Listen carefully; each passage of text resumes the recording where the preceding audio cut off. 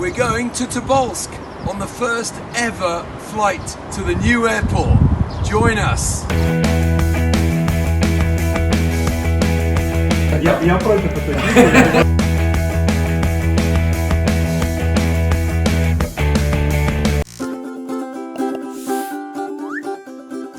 There's always a first time for everything. Not only are we on the maiden flight to Tobolsk, we're flying out of Vnukovo 3, which I didn't actually know existed. It's presumably for people who are more equal than others. So let's join them.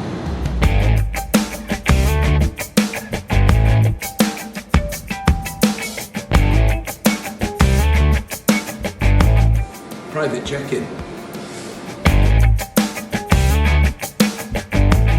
Slightly less complex way of getting on the plane here. We're the only flight of the day out of Terminal 3.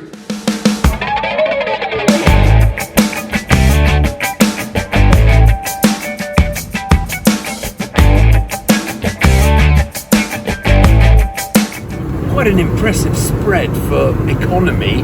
Well, we're in the back row of the plane. It's all business, all economy, make up your own mind because it's a charter, but really very good. And of course it wouldn't be Russia without the black bread, so bon appetit everyone. We're coming into Tobolsk shortly. Fantastic view out of the window. Welcome to Tobolsk!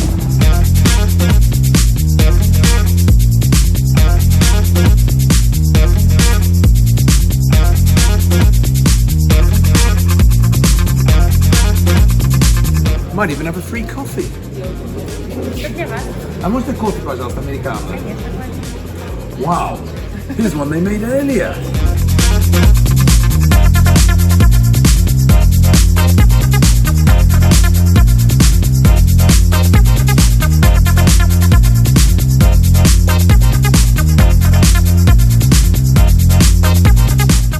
I'm fairly new to this vlogging game, but Ricardo here has been doing it for years. As you can see, his equipment puts mine to shame, but anyway. Mine is bigger. Just bigger, yeah. These Spanish guys are very, very competitive. But let's see. The most important thing is the result, and we're going to meet the HR director of Sibur's plant here, Andrei Belov. Let's see what he has to say for himself. Я написал книгу, вот как раз, которая называется «Почему русские не улыбаются». Книга на самом деле не об этом. Я против этой книги. Нет, это потому что это основной миф. Вот иностранцы думают, что русские не улыбаются, что кругом холодно, все пьют водку, надо в бронежилете ходить. А это как раз разрушитель мифа, что на самом деле все нормально. Здорово. Я как раз начал учить английский язык. Oh, fantastic. Okay, so Andrei's going to be reading my book and learning some English. Excellent. Я много лет работал в кадровом агентстве. У меня как раз ролики на русском про HR вышли. У меня всегда вот интересная тема, как вы подбираете людей, есть кадровый голод здесь, как вы привлекаете людей? Ну, конечно, город небольшой, безусловно, здесь нет такого спектра кадров, но у нас очень большая компания, она распространена в регионах, и, соответственно, у нас с точки зрения, я тоже из Сибура, но я из другого города, это тоже возможность внутри компании. Конечно, возможность релокации в первую очередь. Но здесь, наверное, стоит начать с молодежи. Да. Мы делаем ставку в том числе на профессионалов, но и на молодежь, на выращивание внутри компании, потому что это люди, которые пропитываются культурой и вырастают в управленческие кадры либо в эксперты. В том числе для Тобольска мы не ограничиваемся Тобольском. То есть у нас есть связи со всеми ведущими вузами России, заключены договора. И в определенные моменты мы делаем отбор студентов, тех, кто хочет поучаствовать. Безусловно, мы обеспечиваем их жильем, когда они приходят сюда. Даем им возможность 6 месяцев в год поработать, посмотреть, мое это не мое, попробовать. Потому что многие все-таки хотят работать в офисе, это не работа в офисе.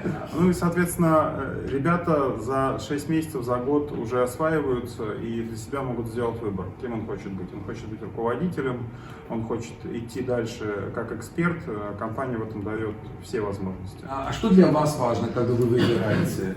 Важно, чтобы человек хотел учиться. Учиться непрерывно. Учеба не заканчивается университетом. Мы берем с 3-го курса, уже начинаем оттуда отбирать ребят, чтобы они проходили здесь практику у нас, для того, чтобы они уже проникались культурой, потому что у нас в первую очередь это безопасность. Мы на это делаем определенную ставку. Но вот в этом году мы планируем порядка 100 человек принять. Это достаточно большой пул. Это из всех регионов ребята с удовольствием едут.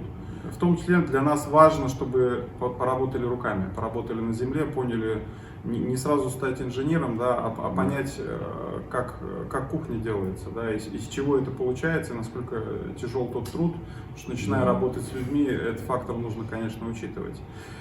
Вторая часть – это история с внутренними перемещениями. Когда строился большой гигант, понятно, что нужно было обеспечить специалистами. В том числе давали возможность нашим людям, те, кто работает здесь, на исторической части предприятия, попробовать поучаствовать. Это был абсолютно добровольный отбор.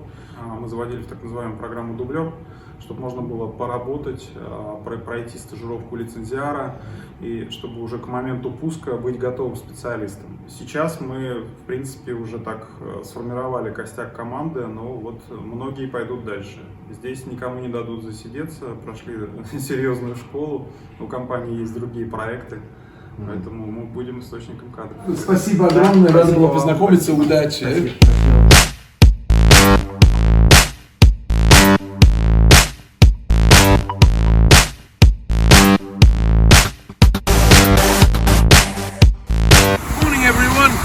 Never know that we're in the middle of Siberia.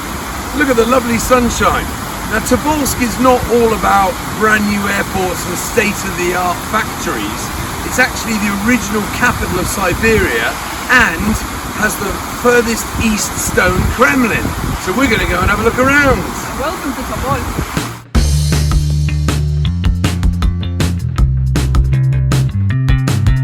This Kremlin is free to get in. It'd be a shame not to.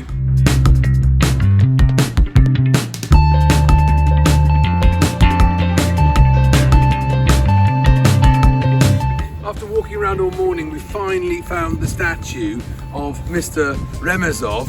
He's the guy that the airport was named after, a cartographer, artist, amongst other things. Now the river.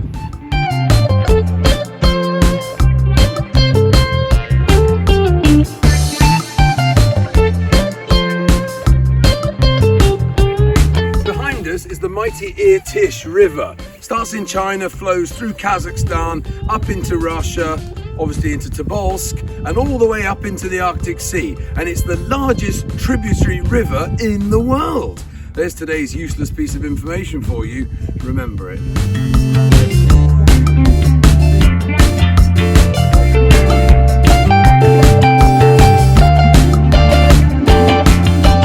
After a hard morning sightseeing, it's time for some lunch.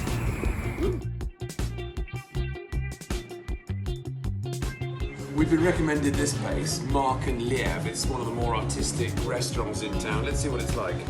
Slightly burnt potatoes, but I actually quite like them that way. Not bad at all.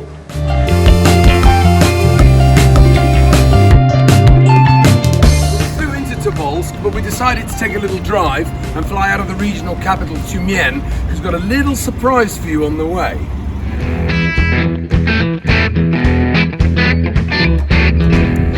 So we've made our detour about 2/3 of the way from Tobolsk to Tyumen. We've stopped off in a village called Pokrovskaya. There's a lot of villages in Russia with similar sounding names. This one is by far the most famous because a certain Rasputin was born here. Yes, he was the famous monk who charmed the Tsarina and was then eventually killed, and he grew up in this house behind us. Now it looks like quite a lot of other wooden houses, but this one has been turned into a museum. Let's see if we can get in, have a look. Oh dear. It's padlocked. Oh well, I doubt if it was that interesting. Look, we all pretty much know what happened to Rasputin eventually. The first attempt on his life took place here, apparently, according to the piece of stone with the writing on it. But anyway, he went down in history as a legend.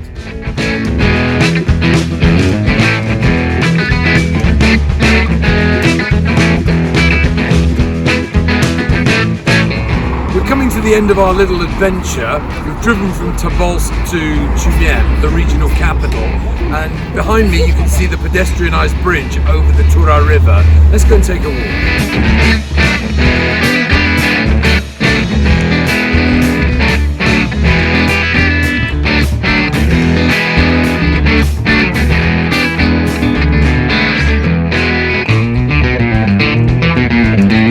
What a great place to spend a weekend. I'd recommend it to anyone. Tyumen, Tobolsk, with maybe Pokrovska thrown in the middle. This has been Luke Jones The Other Way. Make sure you like, share and subscribe, and keep with us for lots more. Bye from Tyumen.